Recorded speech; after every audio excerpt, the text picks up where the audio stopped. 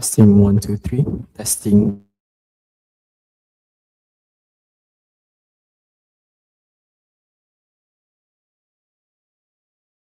Good afternoon and welcome to the judges, teachers, guests, and participants of FIRSTIS 2026.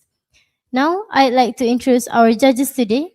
The Chief Judge is Dr. Ilham binti Ismail, Senior Lecturer, Institute Aminuddin Baki, Kedah. The second judge is Ms. Nur Zafarini binti Nurizain from SVPI Kubang Pasu, ICOOPS. The third judge is Ms. Fakrani binti Abdul Rahman from SMAP Labu. And I, Fatima Arisa Kuratoain from SBP Integrasi Gombak, while the timekeepers Nur Aminah Raisha binti Ahmad Kamal and Zafri Muaz bin Zanki Maudidi are from Academy Sains Pedang, Kedah. Now, let me read the rules.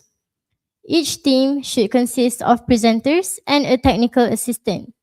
The presentation must focus on the sub-theme assigned to the team. The duration of the presentation should not be more than 10 minutes. The bell will be rung once at the 9th minute and twice at the 10th minute. A question and answer session will be conducted after each presentation.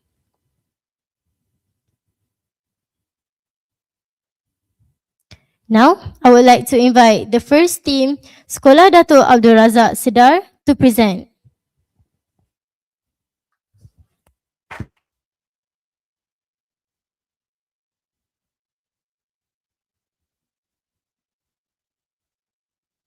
Testing mic 1, 2.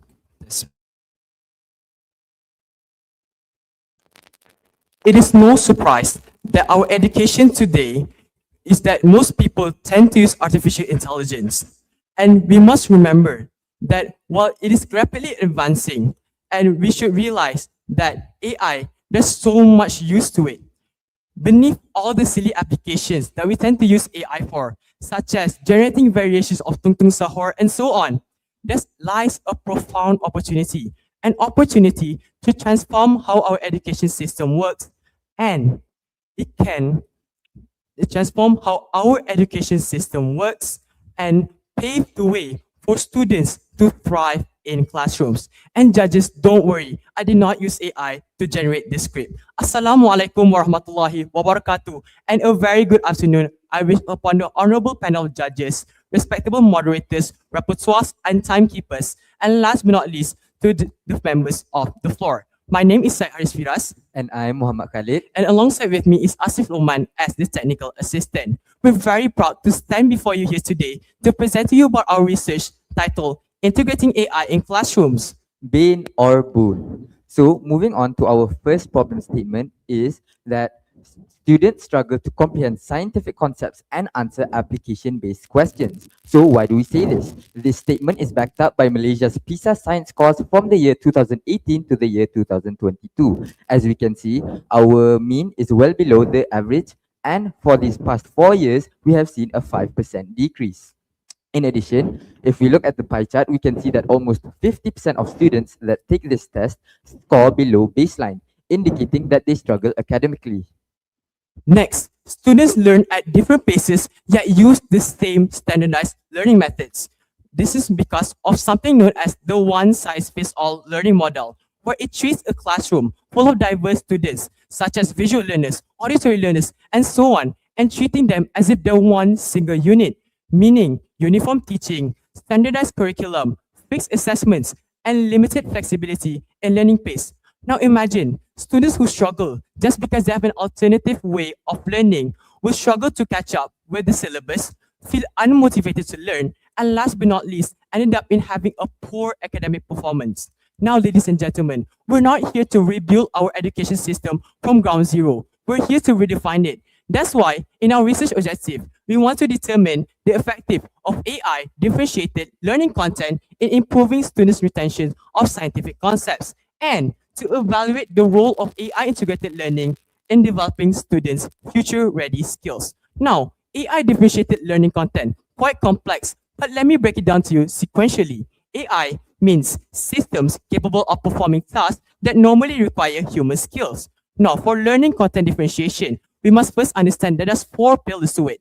First is content, process, product, and learning environment, where in this research, we only emphasize on the content. It basically means tailoring the presentation of educational materials to match each student's cognitive processing preferences. Now, combining these two terms together, it means that we use artificial intelligence to generate educational materials to match each student's reading level, learning pace, and interest. So let me break it down to you how this works. So imagine a student that they enter into a class and they're given a specific lesson. Since everyone is treated the same way, some students will eventually encounter a problem.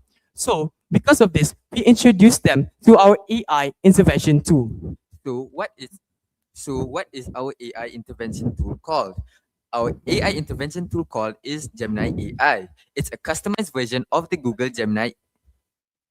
It's a customized version of the Google Gemini AI and it's personalized for various specific tasks.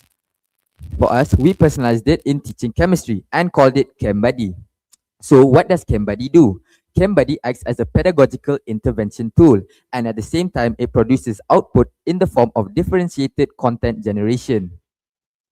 For example, a text summary explain like I'm 5, comparative tables, analogies, step-by-step problem solvings, and also in the form of infographics. Thus, students will be more immersed and more focused during lessons, and they will have better scores during the assessments or exams. Welcome to the main part of the show, which is the research methodology. We use a mixed methods explanatory sync question design, where we kick things off with the quantitative data collection, and we follow it up with the qualitative data collection. With both datas, we'll interpret it and figure out the findings. Since it is a mixed method, it is combination between quantitative and qualitative methodologies. Let's start with the pre and post test first. We use a quasi-experimental research design, meaning that our subject, which is bottom 20, Form 4 chemistry students in SDA, and we split them into two predetermined groups. First group is our experimental group, which consists of 11 students from class of 4Z, while the other group is the control group, where it consists of 9 students from the class of 4CNA. Both groups are given the pre-test without any due preparation. And with the experimental group, they are given the ChemBuddy tool as an intervention. And at the end, both of them are required to take the post-test. So let me break it down for you, the format of these pre and post-tests. It consists 32 questions, 50 points total, and we ensure that these questions follow along the KSSM syllabus. Now, for this test, it is divided into 3 sections. First is the 30 objective multiple choice questions, 1 subjective post-response question, and last but not least, which is the most important part, is the 1 HOTS question, or most formally known as KBUT. For the pre and post test, these students are given exactly 5 days to prepare between each test. Now, let's move on to our Likert skill survey. This survey has 9 questions in total, where we use a 5-point Likert scale format. And the survey is only given towards our experimental group students. We tested based off these 3 themes: confidence to perform or to answer questions, a usefulness of the content generated by AI, and the ease of understanding the content being generated. Last but not least, So now we'll be moving on to our qualitative research methodology, which is a semi-structured interview. We interviewed our chemistry panel at SIDA, which consists of 2 teachers, Teacher Mary and Teacher Jaja, both whom have decades of teaching experience. Some of the themes that we asked them were, why do students struggle in the classroom? In addition, should conventional learning be improved? And lastly, will AI help in assisting students' independent study? let's move on to the next part, which is the findings. So with our findings, we found out that AI differentiated learning content help reduce students' dependence on word memorization, basically meaning that the students help understand more about the lesson that's being taught. Now, this is proven by the data triangulation from all 3 analyses that we did based off the previous methodologies. Let's start with the comparative t-test. This is based off our pre and post test scores. We use Python programming to calculate the metrics for each group's values. And from the output that's been generated, we translate it into a bar chart. So as you can see here, both groups actually improve in the post-test assessment, with one exception. The experimental group actually improved better than the control group, with 77% of students in Group A managed to score 8 out of 10 or higher in Section C, which, as you can recall, is the K-but section. Furthermore, the additional values, such as the T and P value, which is that the T value shows you the size of gap between these two groups. Therefore, this value indicates that the AI intervention managed to help these students understand more about the lesson. And the P value should tell you how the probability of the data that's been generated is completely by random. Since it is very close to zero, it means that there's a near 0% chance that the data or the score that's been generated by students is completely by random and not because of the ChemBuddy tool that we give them. Next is our descriptive statistics, which is based off our Likert skills survey. We used a Likert plot, and one thing I want to highlight the most is over 85% of students agree that artificial intelligence make complex scientific concepts easier to understand than conventional textbooks. Let's move on to our next analysis, which is thematic analysis, where we transcribe the interview and we convert them into the necessary themes. So from here, we want to point out that memorizing doesn't necessarily mean understanding. And from then on, we should realize that these students manage to understand more about the lesson because they are able to answer the post-test questions. So now we'll be moving on to our recommendations. Based on the Malaysian Educational Plan, by the year 2035, 80% of classrooms will be transferred into digital classrooms, which support learning and teaching through the integration of digital technology and artificial intelligence. In addition, according to SDG 4 Quality Education and Target 4.4, which focuses on improving students' critical thinking skills, the government can design interactive learning AI modules such as Gemini Gem and Syllabus Lock AI framework. In conclusion, we can never run away from the development of our technology, and we must realize that in order to use it responsibly, we can see how much impact it has on our country. Just imagine if we implement AI technology at a nationwide scale to our future generation of young learners. Just from these 20 students, we managed to prove to you that it really helps them understand more about chemistry. Just imagine what happens to our whole country when all schools and all students are given the equal opportunity to be introduced to this AI tool. To everyone present here, if there's one thing that I would like you all to remember from our presentation, it would be a quote from an American psychologist who once said, "If we teach today's students as we taught yesterday's, we rob them of tomorrow." Thank you. That's all from us.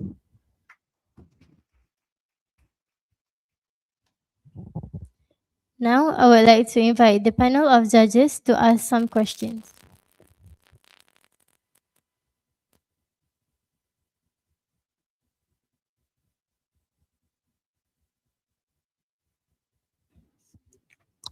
Yes.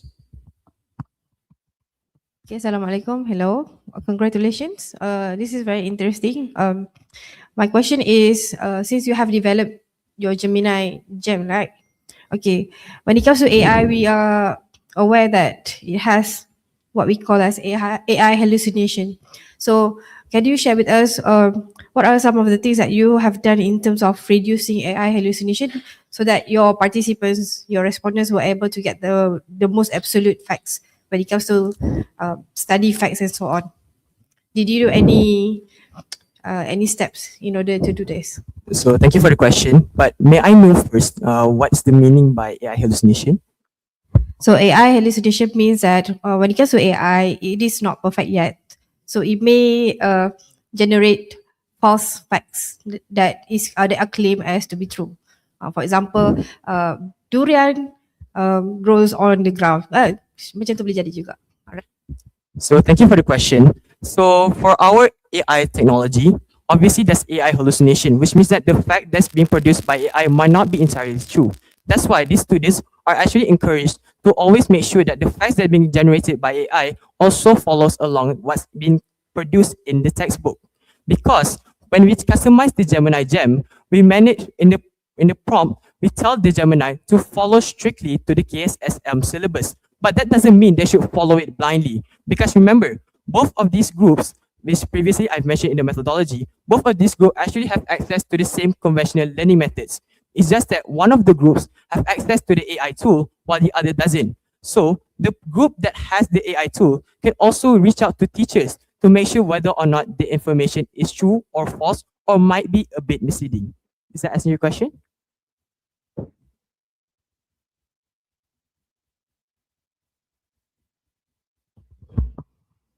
Okay, if you have two options, learning with AI and learning with teachers, which one you would choose? Yes.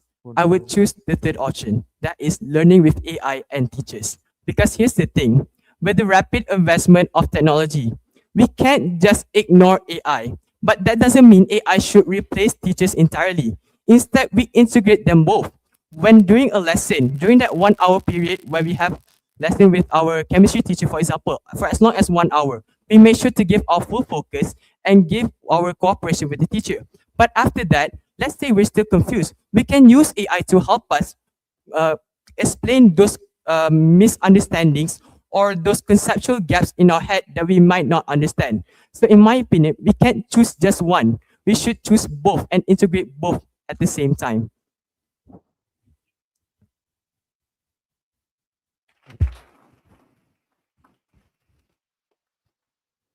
Thank you.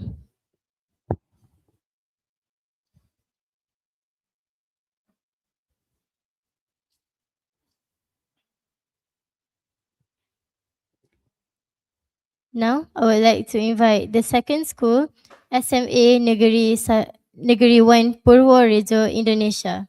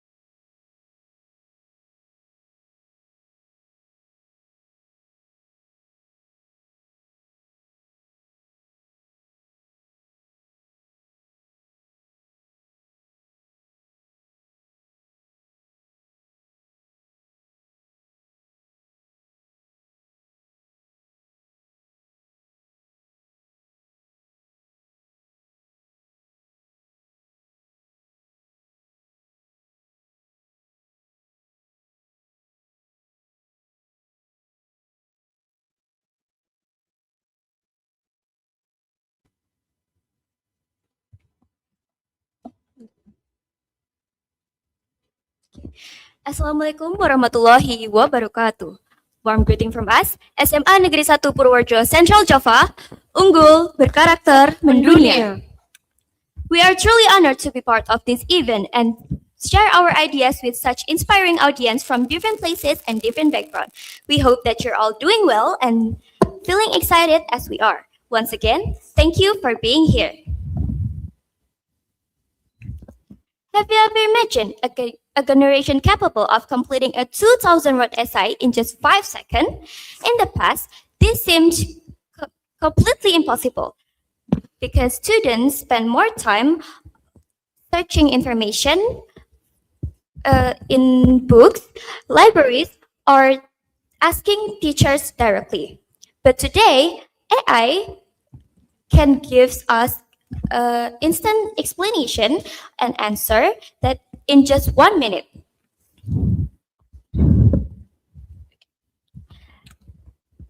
But before we dive deeper, please let us introduce ourselves first. My name is Kalfara Graciela, and these are my colleagues. There is Naswa as presenter and Iza as reporter.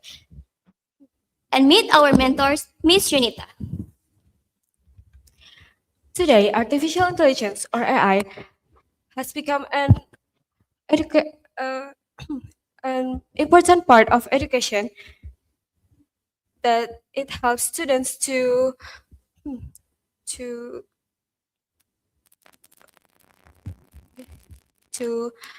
find the information and information and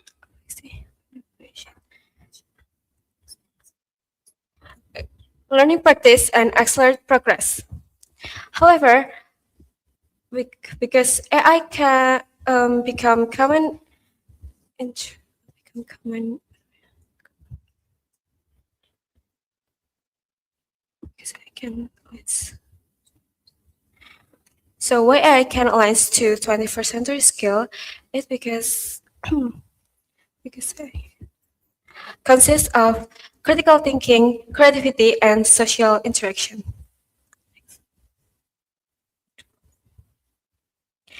And that brings us to our topics today, the impacts of AI on students' critical thinking, creativity, and social interactions. Also, it supports SDG4, quality education, and creating a future ready classroom. AI has have a many benefits. AI has a have many benefits. It also create challenge in education because AI is give instant answer. Student can become too dependent on it. This may lead to this may lead sorry this may lead to this, this may lead this may Critical thinking, erosion of critical thinking, dependency, and loss of human connection. And then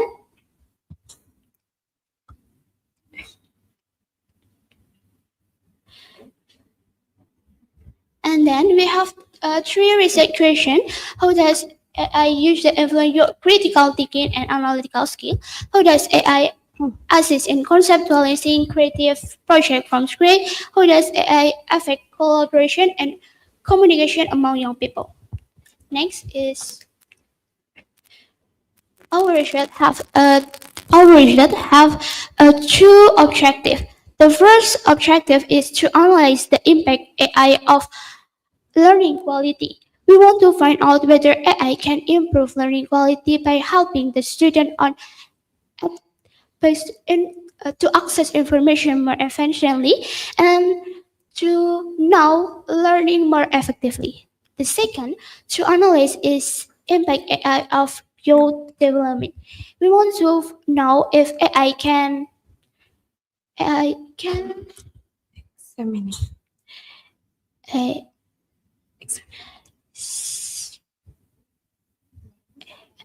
AI can smoothing its relationship with student critical thinking, creativity, and social interaction. And next is methodology. We have three methodology: closed-ended questionnaire, a qualitative case study, and data analysis. Now, let's move on our findings. First is the percentage of impact of AI on critical thinking.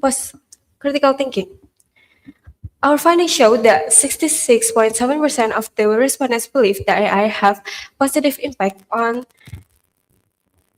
critical thinking. Most of students believe that AI as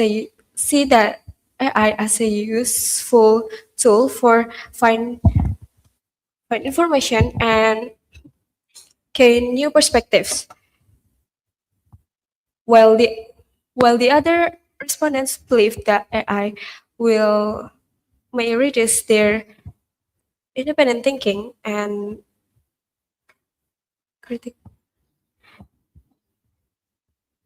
independent thinking and next on creativity, it has 90% negative perception from the respondents because the respondents believe that AI has provide the ready-made ideas which can reduce brainstorming and limit original thinking. while the other believe that AI um, has that AI can make positive impact by sparking new creative ideas.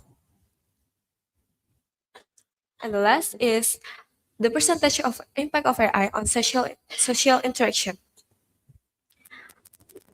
86.1% of the respondents believe that AI worsens their social interaction because they prefer interacting with an AI interface over di- discussing and collaborating with others, while some respondents believe that AI has noticeable impact on their social interaction, and while a few respondents believe that AI can enhances their real-world communication as real teamwork skills. Considering our findings, we recommend three key recommendations. First, use AI as a learning assistant. AI should be used as a support learning, such as help students to understand concepts, find information, and develop ideas. And maintain independent thinking and creativity. Students should try to generate ideas and solve the problem on their own before using AI because it can help strengthen creativity and encourage independent thinking. Also, encourages face-to-face interaction. Relying, relying too much on AI can reduce the social life. So the students should keep participating in a group work like classroom discussion and collaborative projects.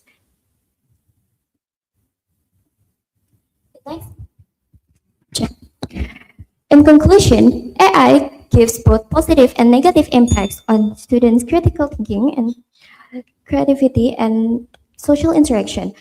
As cognitive aid, AI can help students to access information and supports critical thinking. As creative stifling, stu- there's as creative stifling by reducing students' creativity and independent thinking. The last is it can contribute to social isolation as students spend more time interacting with AI than real people.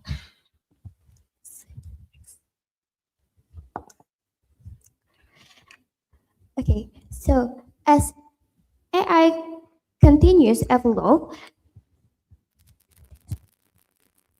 as AI continues evolve, the real question is not again can AI make us smarter, but can we stay in critical, create and connected in a real world with in a real world that thinks for us? And the answer is lies on us because the future is doesn't belongs to the AI, but it belongs to future builders to create, collaborate, and take actions. That's all from us. Thank you for your time and attention, and we will be happy to hear your thoughts.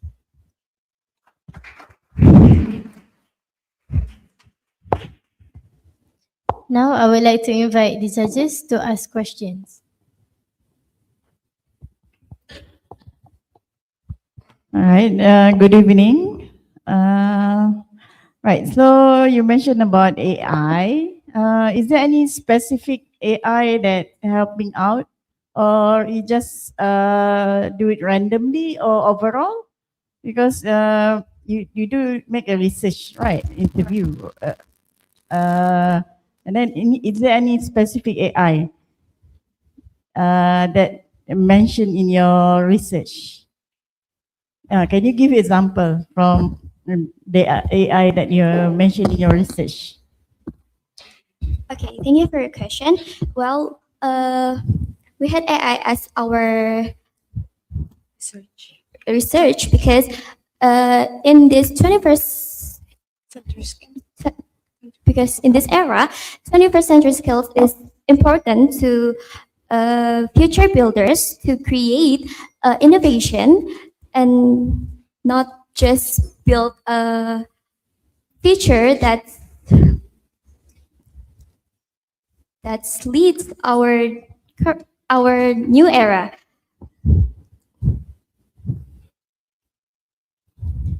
Okay, that's all.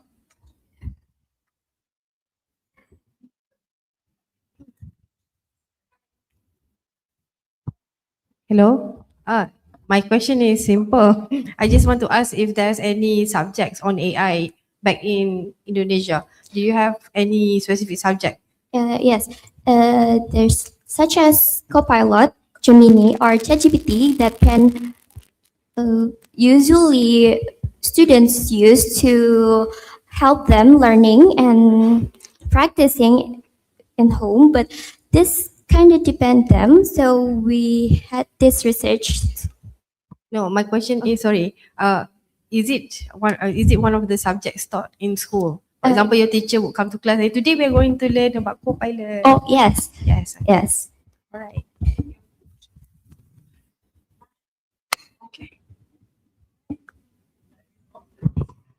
Why you choose this topic for your research? Such because such yeah, topik yang ramai lah di ini. Very yeah. Because in this era, there's a lot of students that depend on AI, and then their critical thinking, creativity, and social interaction is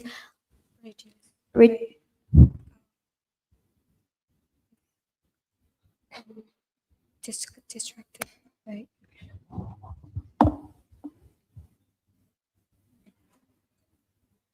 So, that distracted their 21st century skills. Okay.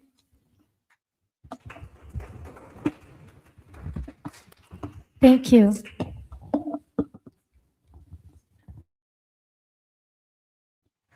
Now, I would like to invite the third team, Sekolah Menengah Sains Sultan Haji Ahmad Shah, Semsas.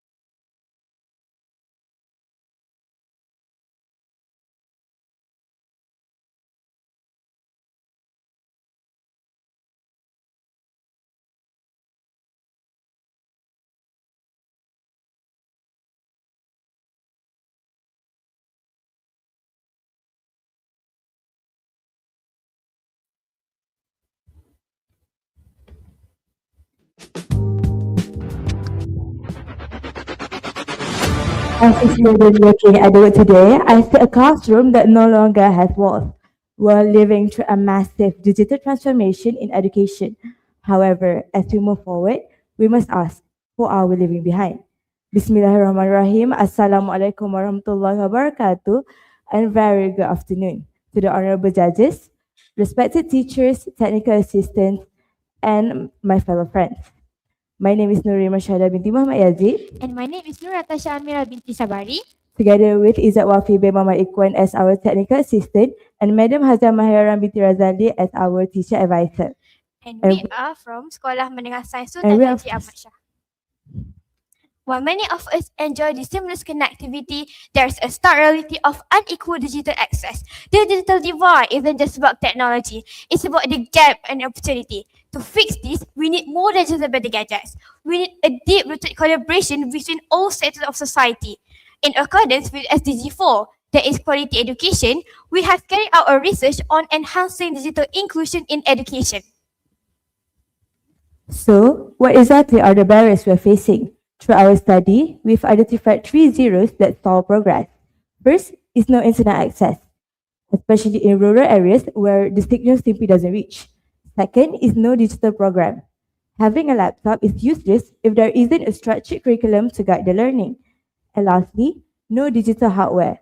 Many students still lack the basic tools, laptops or tablets, to even begin their digital journey. Our research was driven by three main goals. First, we want to evaluate the specific roles of academia, government, industry, and civil society play in digital inclusion. Next, we also want to investigate how this cross-sector collaboration can contribute to the development of digital literacy. And lastly, we want to determine effective strategies that can finally bridge the divide and make education accessible for everyone regardless of their location. To address the issue of the digital divide, our study adopts the quadruple helix model as our theoretical framework. This model highlights the importance of collaboration among 4 key stakeholders, that is government, industry, academia, and civil society. We chose this model because the digital divide is a complex issue that cannot be solved by a single sector alone. Instead, it requires collective efforts from multiple stakeholders. First, government plays a crucial role in creating policies and regulations that support digital inclusion. The government also provides funding and resources for infrastructure development, especially in underserved and rural areas.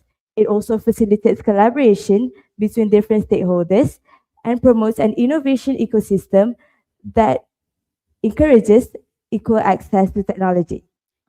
Second, the industry sector contributes through technological innovation. Companies develop digital products and services, commercialize research finding, and create employment opportunity, which contributes to economic growth and reduce inequalities.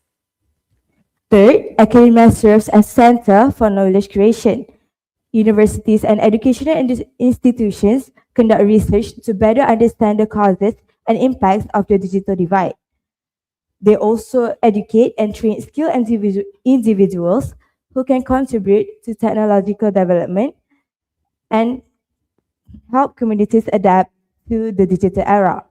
Furthermore, academia drives scientific and technological advancement that can support long-term solutions. Finally, civil society includes citizens, local communities, NGOs, and media. This group plays an important role by providing feedback, sharing local knowledge, and expressing the actual needs of communities. This group also participates in co-creating and co-designing solutions that will help future generations. For our research methodology, we use a qualitative research approach to gain a better understanding of the digital divide in education. The first method was interviews, where we gather insights and opinions from relevant stakeholders regarding challenges and possible solutions related to digital access. The second method was library research. We reviewed articles, journals, and other academic resources to collect supporting information and strengthen our findings. We're not just talking about theory, we are looking at real world action. This example demonstrates how the quadruple helix model is translated into practice, with each stakeholder playing a unique and equally important role. The Ministry of Education uses the Dilemma portal, shaded program, as well as Didier TV and offline packs to ensure that every student has a secure platform for interactive learning. Through these initiatives, teachers and students are able to access digital resources and create a more engaging learning environment. Public universities are bridging the gap between high-level theory and the actual pedagogical needs of rural school. Community network centers in public universities share knowledge about technology to the community. For instance, University Malaysia Pahang Sultan Abdullah experts share reduce digital divide by collaborating with rural school and provide necessary digital tools. Their research and expertise help ensuring that educational solutions are both practical and evidence-based. In the industry sector, Telecom Malaysia is deploying critical infrastructure like Jendela, Nadi centers, and subsidized connectivity packages to make technology access affordable and bring hardware to the hardest to reach areas. This highlights the importance of technological support in reducing the digital divide. Lastly, civil society includes Parent-Teacher Association, Parental Engagement Toolkit, and NGO are engages parents and mobilizes student alumni to mentor the next generation. For example, in our school itself, all classes are provided by smart TV donated by these parties. Their active involvement strengthens the community participation and create a supportive environment for learning. When these four sectors collaborate, the impact is transformative. We see improved access to digital resources, enhanced digital literacy, and expanded educational opportunities. Most importantly, we avoid duplicating efforts and address challenges effectively by maximizing the resources we already have. Based on our finding, we propose 4 key recommendations to enhance digital inclusion in education. First, stakeholder partnership should be strengthened. The greater collaboration between academia, industry, government, and society will help in enhancing digital inclusion in education. Second, investment in digital infrastructure should be increased. This includes expanding access to digital devices, improving internet connectivity, and providing educational technologies for all students, especially in underserved and rural areas. Third, community-centered digital literacy program should be promoted. This program can equip students and local community with the digital skills needed to use technology more effectively and responsibly. Finally, long-term collaborative frameworks should be developed.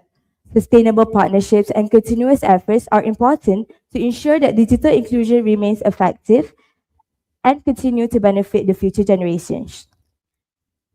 Every research project has its own challenges, and our project was no exception. Despite our commitment to finish this study, we face several limitations that affect the research process. The three main limitations are as follows. First, limited time. As boarding school students with such a busy schedule, we had limited time for data collection, analysis, and further improvements to our study. Second, limited sample size. Due to time constraint and limited availability of participation, we were only able to collect data from a small number of respondents. As a result, our findings may not fully represent the perspective of the wider population. Lastly, limited research experience. As student researchers, this was one of our first time conducting an academic research project. Although we carefully followed the research methodology, our lack of experience may have affected certain aspects of the data collection, analysis, and interpretations of the findings. In conclusion, the quadruple helix model is not just a framework, it is a roadmap to a fairer future. By combining the strengths of every stakeholder, including academia, government, industry, and civil society, students will have an equal opportunity to succeed in the digital era. Thank you for your time. I am now happy to open the floor for the Q&A session. Now, I would like to invite the judges to ask some questions.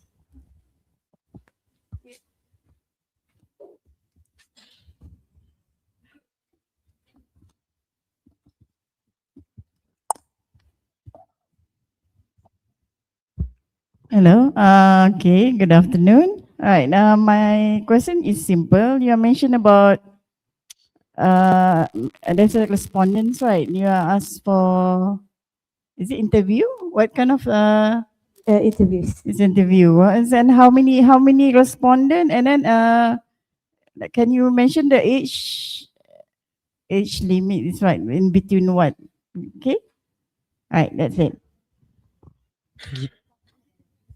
Thank you for your question.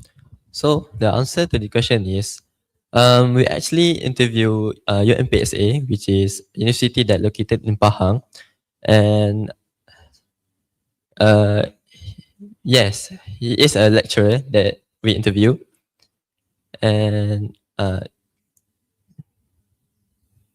they explain on how quadruple helix do do to digital divide and help the students.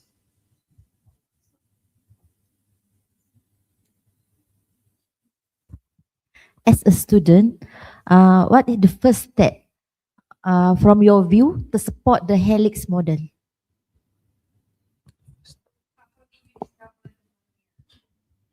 Because this model is too big, it's cover government, the stakeholder and etc. So, from your perspective, your view as a student, what is the first step you can support this helix model? Thank you for your question.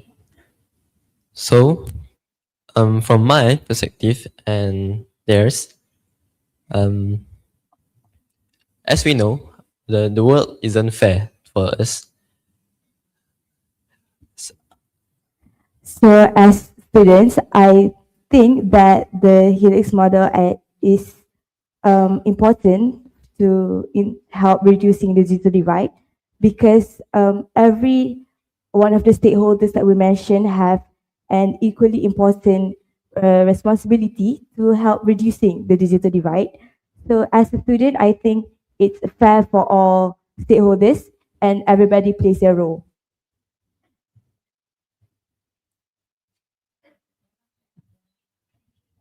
Thank you.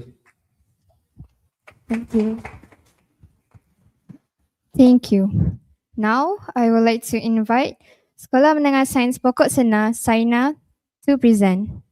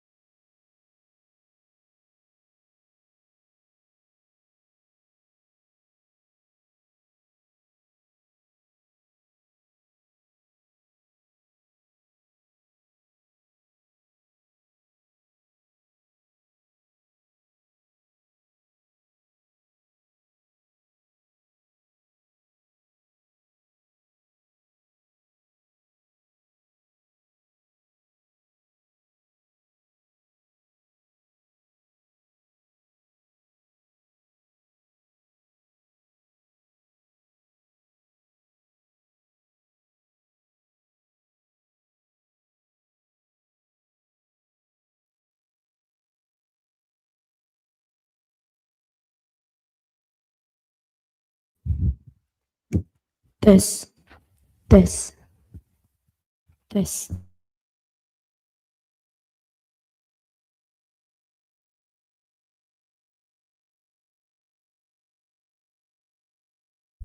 According to James, a ready future classroom is built on two important factors: a technological factors such as virtual classroom and internet access, and non-technological factors such as students' equality, collaboration, and motivation.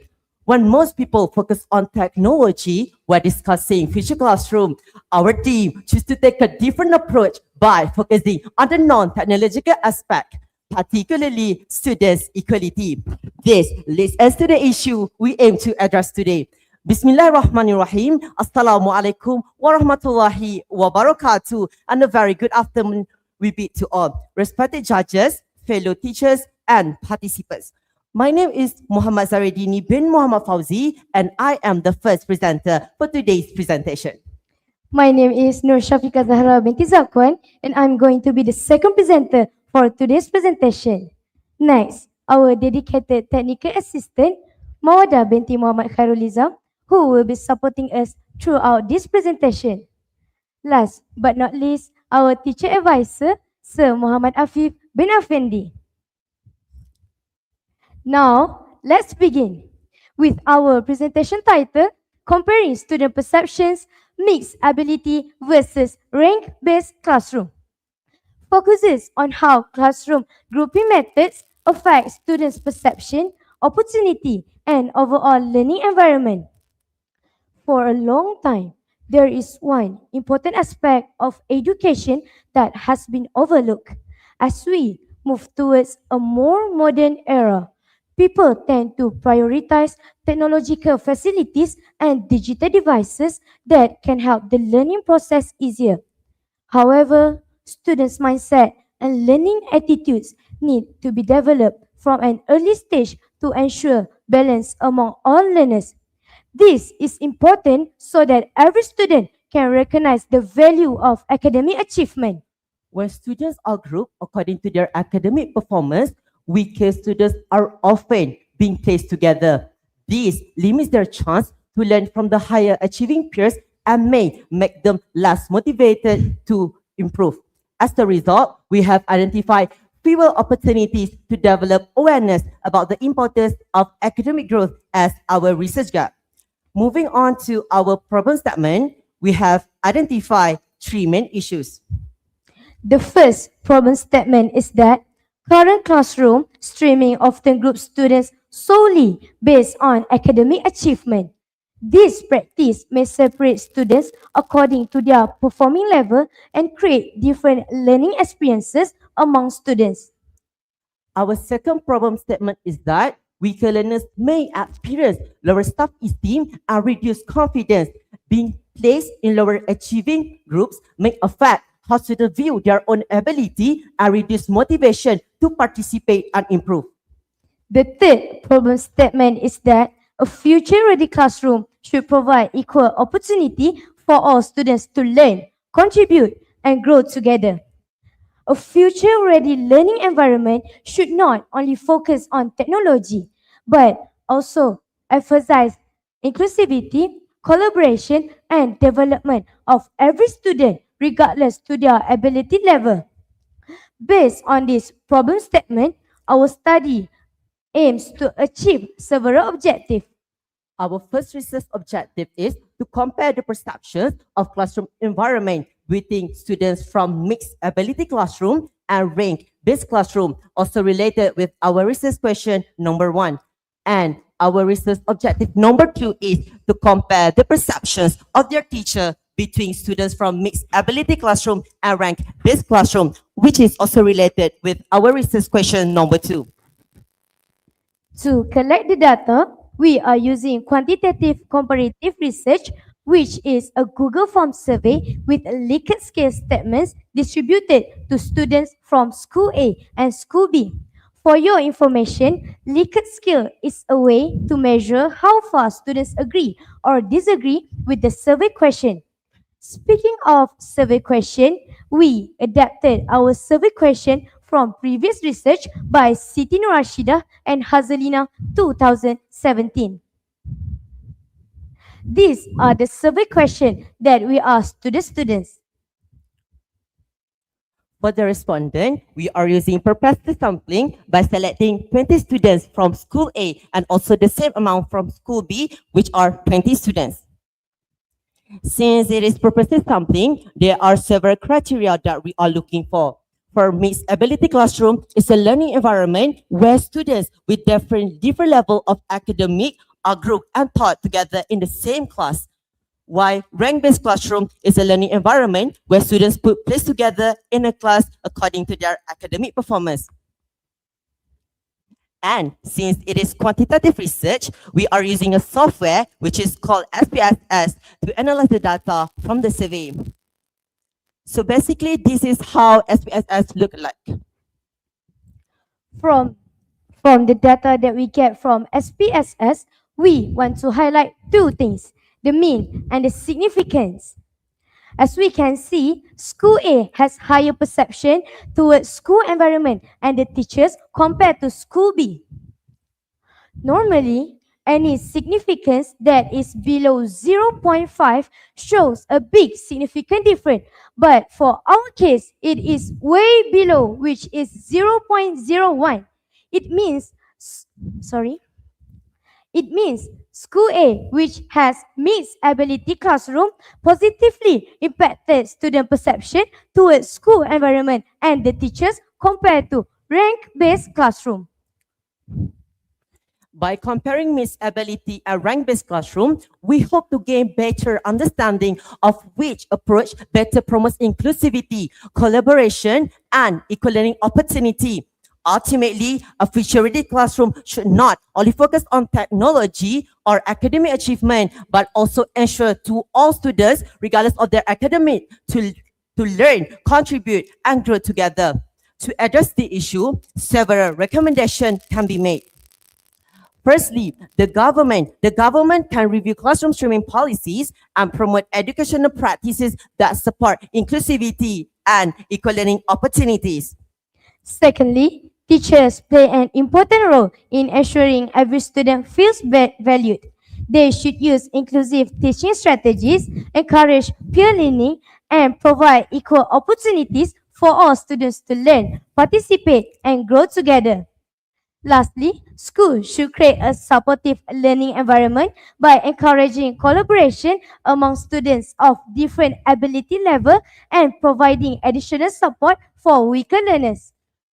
In conclusion, our study highlights the importance of creating classroom environment that support all students regardless of their academic ability.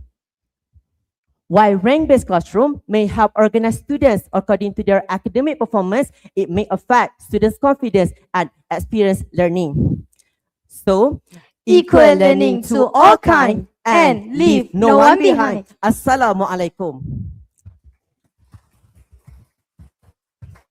Now, I would like to invite the judges to ask questions.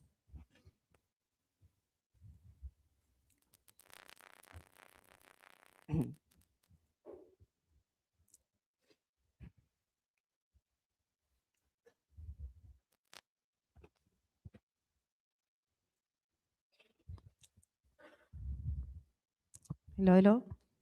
Okay, excellent presentation. Congratulations. Could you please go to the slide where you talk about your questionnaire is aligned to some kind of theory? Could you please elaborate on the theory? Ada tadi.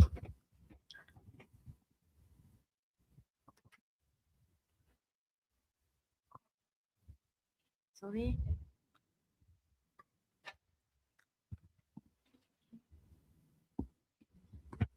Yeah, socio-cultural theory. Could you please share with us, especially for those who only learn about this today? Okay.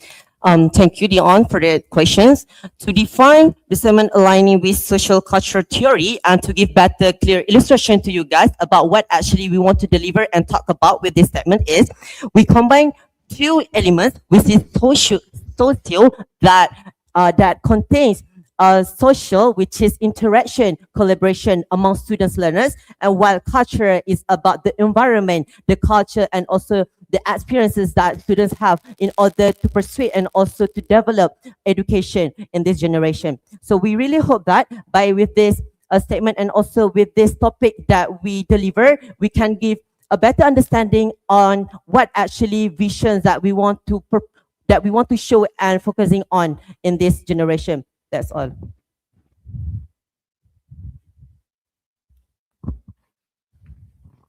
Do you know about the differentiate learning?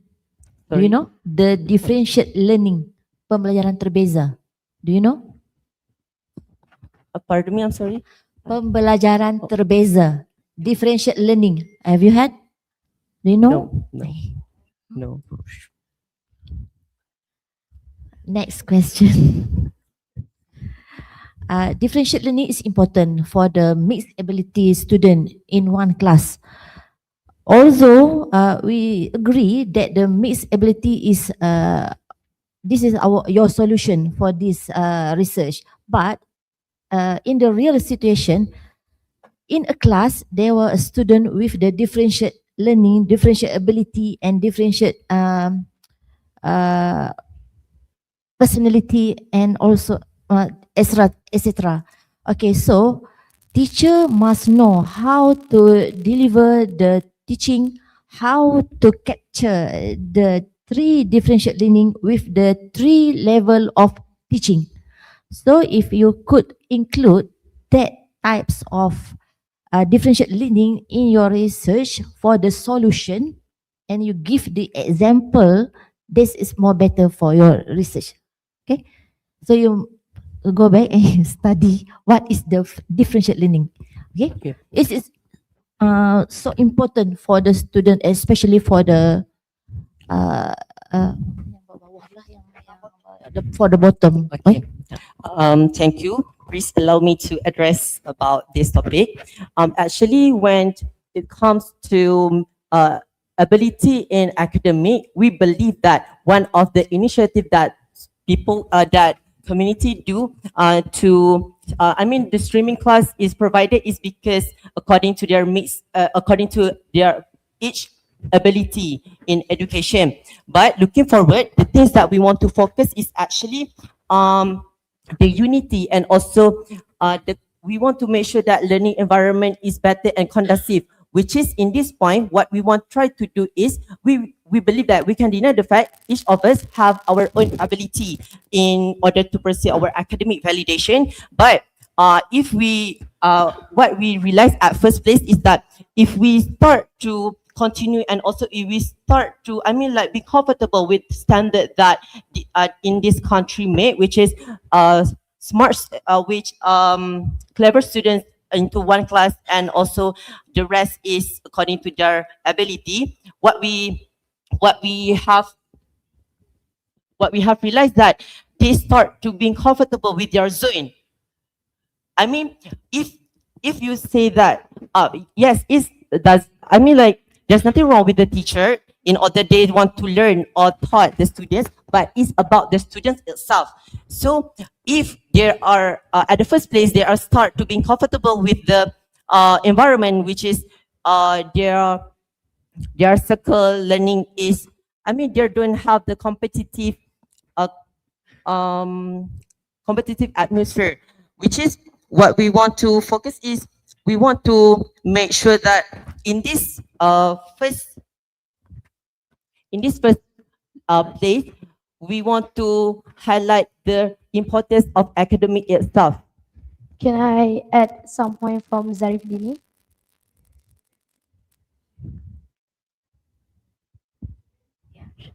So I would like to give some example of what Zarif have said. So if the clever are taught in the same class, then it is okay because they can produce a good result. But what about the rest are taught in the same class? So for example, if there's a class that teachers are not attendance the day, so the rest they cannot they cannot learn more because they are on the same level. So if we have mixed ability classroom, we have balance the clever one and the rest, so the clever one can help the rest when the teachers are not attendance to the class. So this is the privilege of mixed ability classroom.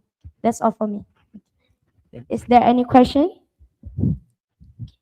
That's all from us. Thank you so much. Thank you, presenters.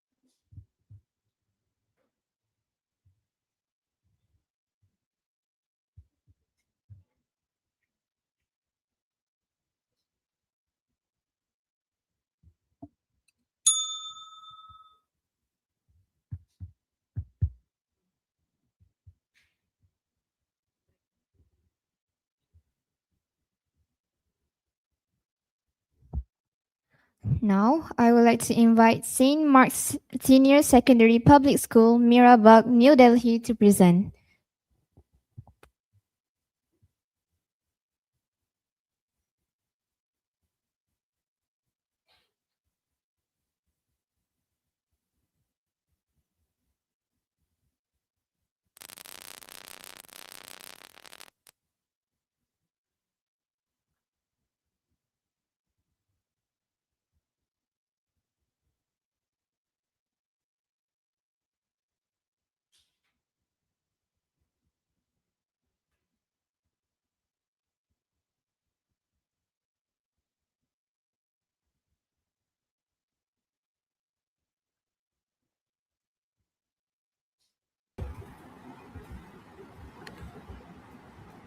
Greetings, everyone. Imagine a classroom where students are not prepared for the next exam, but for the next century. A classroom where curiosity is valued over memorization, adaptability over routine, and innovation over repetition. This is the vision of a future ready classroom, an educational environment designed to equip learners with the skills, mindset, and values needed to thrive in an ever changing world. The reality, however, is that many classrooms today still follow a one size fits all approach. While the world is changing rapidly through technological advancement, globalization, and new career opportunities, education systems often struggle to keep pace. This led us to ask an important question: how can we create learning environments that truly prepare students for the future? To answer this question, we must understand what future ready classrooms are. Future ready classrooms are educational environments designed to equip students for a world that is constantly evolving. They move beyond traditional teaching methods by prioritizing adaptability, innovation, critical thinking, and lifelong learning. Rather than focusing solely on academic achievement, they nurture the knowledge, skills, values, and competencies required to thrive in the 21st century. By integrating technology and promoting inclusivity, these classrooms prepare learners not only for examinations but also for real life challenges. To understand what makes such classrooms successful, we conducted research using global case studies, surveys, and stakeholder perspectives. Now, we present the perspective of a university student and a teacher who have experienced the transition from traditional education to the demands of the modern world. Our interview with Ms. Harinder highlighted the importance of creating flexible, inclusive, and learner centered classrooms. She emphasized diverse teaching methods that cater to different learning needs and promote practical, real world skills.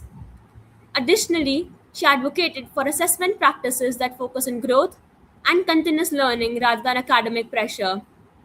Our interview with Anya provided valuable insights from a learner's perspective. She highlighted the importance of inclusive learning, critical thinking over rote memorization, and life skills such as time management. Although their perspectives differed, both emphasized the need for education systems that are inclusive, adaptable, and focus on preparing learners for life beyond the classroom. Over to Prisha. Thank you, Mehak.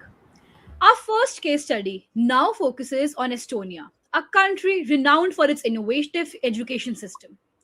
Its success started from the early integration of digital skills, continuous teacher training, and the seamless incorporation of technology into the curriculum. Rather than treating technology as an add on, Estonia uses it as a tool to enhance learning, demonstrating that future ready classrooms require both meaningful technological integration and well equipped educators. Our second case study examines Pratham's teaching at the right level approach, which challenged the traditional practice of grouping students solely by age. Instead, learners here were grouped according to their learning levels, enabling more personalized and responsive instruction. By adapting education to the learner rather than expecting the learner to adapt to the system, this approach significantly reduced learning gaps and highlighted the importance of flexibility and inclusivity in future ready classrooms. This case study examines UNICEF's Learning Passport initiative, which leverages technology to provide accessible education to learners affected by conflict and crisis. By combining multilingual digital resources with global partnerships, it demonstrates that the true measure of a future ready classroom lies not only in innovation, but also in inclusivity and equitable access to learning. This case study examines Green School Bali in Indonesia, which bridges the gap between classroom learning and the real world experiences. By integrating sustainability into everyday education, students are encouraged not only to learn about global challenges, but also to actively contribute to solving them. This experiential approach fosters responsibility, critical thinking, and global citizenship, demonstrating that future ready classrooms must empower students to become active contributors rather than passive recipients of knowledge. These case studies showed us what future ready classrooms can achieve. Our survey helped us understand what learners and educators believe is needed to make this vision a reality. For this question, many respondents felt that the classroom learning still emphasizes memorization more than understanding and application. This suggests that while students may remember information, they are not always encouraged to analyze, question, or apply it. Over to Saksham now.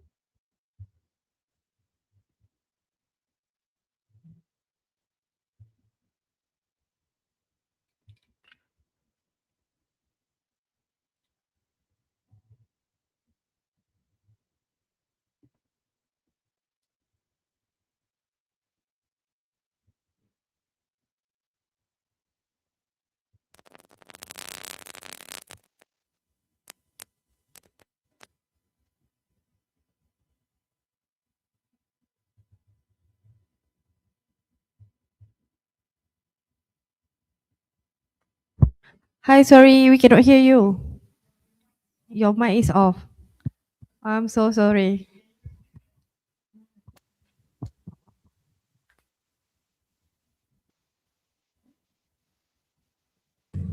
Can you hear me now? Am I Yes, we audible? can. Okay. Yes. Okay. Right now, right? Okay. So should I start from the beginning? Yes, please. Okay. Right. Sorry. Yes. Now let us explore how the large upheaving force in technology can impact education. AI.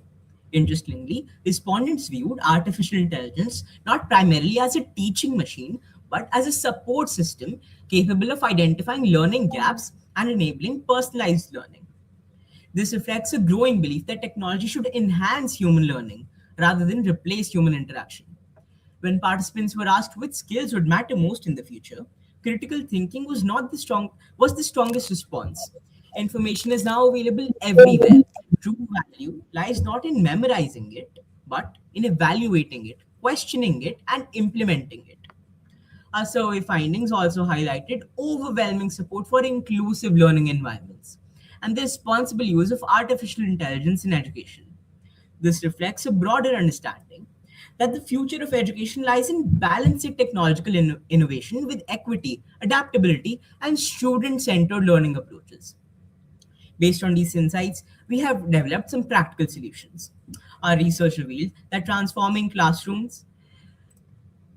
sorry, transforming classrooms requires more than introducing new technologies. Rethinking how learning itself takes place is essential. The first step is empowering educators. Teachers remain the most important factor in any classroom. As technology evolves, educators must be equipped with digital learning skills and an understanding of tech tools so that they can guide students confidently in modern learning environments. Second, classrooms must be genuinely inclusive. Every student brings unique abilities, backgrounds, experiences, and learning styles to the classroom. A future ready one recognizes these differences not as obstacles but as strengths. When students feel represented and supported, they are much more likely to participate, engage, and succeed. Third, education must prioritize future competencies. Employees increasingly value critical thinking, creativity, and communication. Therefore, learning experiences should encourage students to investigate real world challenges, work in teams, and develop innovative solutions rather than simply reproduce textbook answers. Another essential component is social and emotional learning. Academic knowledge alone is not enough for success in today's world. Students must also develop empathy, resilience, self awareness, and conflict resolution skills. These qualities help learners navigate uncertainty, build healthy relationships, and become responsible citizens at their core. We also believe that learning should extend beyond theory. Students should be given opportunities to apply their knowledge in authentic situations through projects, leadership roles, community engagement, and experiential learning. Such experiences strengthen decision making skills and build confidence.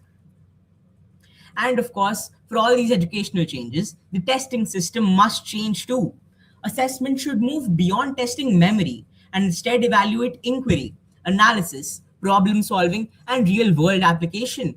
A future ready classroom is one where learning is inclusive. Yes, sorry. Sorry, did you say something? No, you didn't. Please proceed.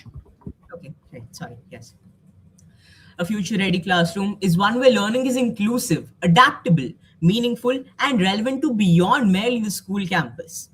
To exemplify the ideal of SDG 4, quality education, we must change how classrooms look, feel, and function, not merely preparing students for the next exam, but for the future. Thank you.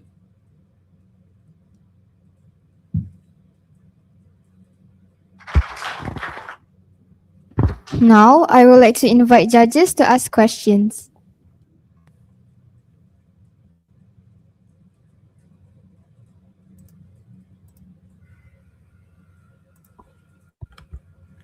Hello, can you hear me? Am I audible? All right. Yes, you are. I just want to ask, who are your respondents? Because I did not catch that in your slides. Thank you for the question. Our respondents were a mix of future learners, students, and the people who've been teaching for quite a long time, people who have been in the service for 20, 30 years.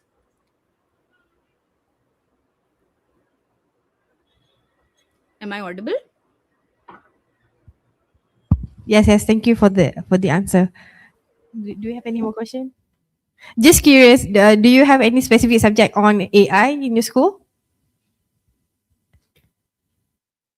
Do you have any specific subject on AI in your school? Some schools in India do have subjects like AI. The Central Board of Education in India is introducing it. And yes, we do learn AI at our schools. All right. Thank you for sharing. Thank you.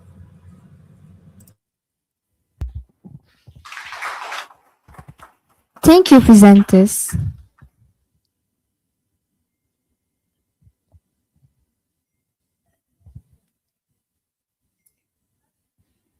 Thank you all participants for your sheer hard work and outstanding commitment. Not to forget, to distinguished judges, your dedication and professionalism throughout today's evaluation process is greatly appreciated.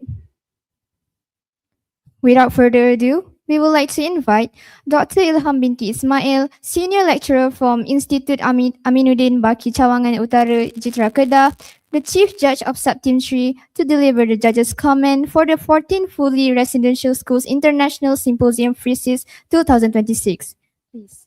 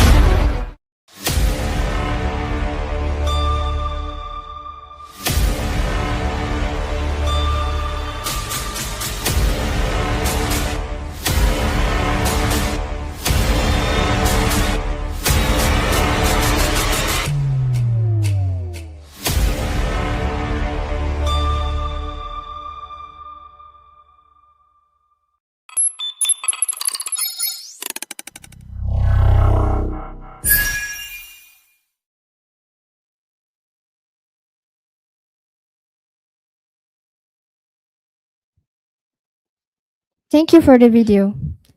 Without further ado, we would like to invite Dr. Ilham binti Ismail, Senior Lecturer from Institute Aminuddin Baki Cawangan Utara, Citra Kedah, the Chief Judge of Subteam 3, to deliver the judge's comment for the 14th Fully Residential Schools International Symposium, First 2026. Please welcome.